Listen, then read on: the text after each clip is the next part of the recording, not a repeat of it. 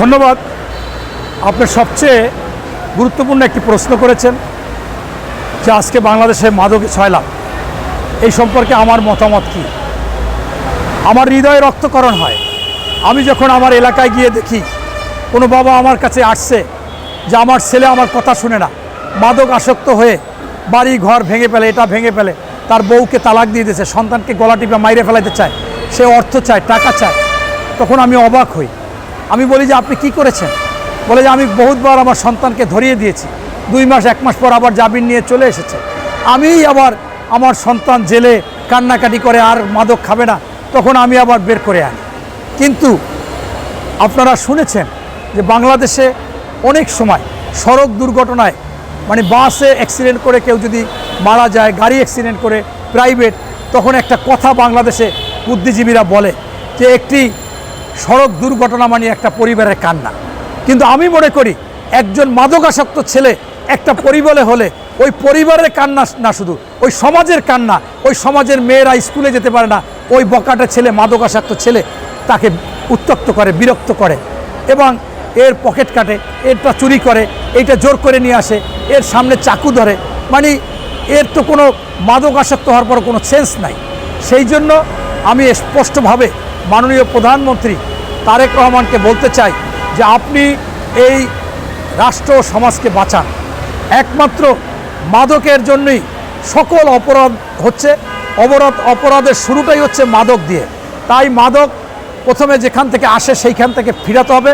ওই ভারত বার্মা এখানে কাঁটাতারের বেড়া দিতে হবে এবং এই মাদকের সাথে যারা জড়িত তাদেরকে প্রয়োজনের সাথে সাথে গুলি দিয়ে হত্যা করা হবে। এবং আমি মনে করি বাংলাদেশে যারা যে দায়িত্বে, সেইটার মধ্যে সবচেয়ে ভালো সেবা দায়িত্ব হচ্ছে পুলিশ। এই পুলিশের দায়িত্বই হচ্ছে কে সন্ত্রাসী করে, কে চাঁদাবাজি করে, কে মাদক ব্যবসায়ী করে, কে দখলবাজি করে, কে অনৈতিক কাজ করে, সেইগুলো তারা দেখবে। এইটা তাদের দায়িত্ব। তাই বাংলাদেশের পুলিশ যদি চায় যে আমি 24 ঘন্টার মধ্যে বাংলাদেশে কোনো মাদক ব্যবসায়ী রাখবো না, সন্ত্রাসী রাখবো না, দখলবাজ রাখবো না, চাঁদাবাজ রাখবো না, এইটা সম্ভব। কিন্তু আমি বিভিন্ন জায়গায় কথাবার্তা বলে দেখেছি যে এদের 2টা সমস্যা।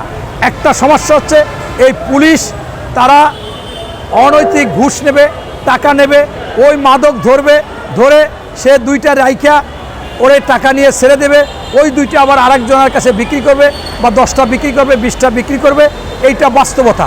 এই অসৎ পুলিশ এদেরকে কড়াকড়িভাবে নিয়ন্ত্রণে আনতে হবে। প্রয়োজনে এই কাজের সাথে পাইলেই তাদের চাকরি থেকে চাকরিচ্যুত করতে হবে, নতুন করে শিক্ষা দিয়ে দিতে হবে।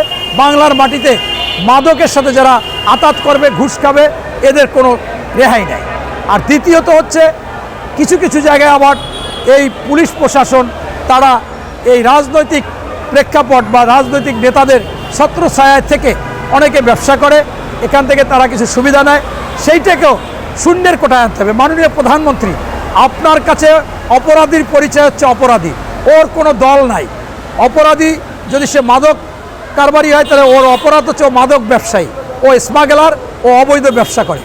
ও যদি ধর্ষণ করে ওর পরিচয় হচ্ছে ও ধর্ষক। ও যদি খুন করে ও হলে খুনি। ও যদি সন্ত্রাস কার্যকলাপ করে ও সন্ত্রাসী। ও যদি দখল করে ও দখলবাজ। ও যদি চাঁদা চায় ও চাঁদাবাজ।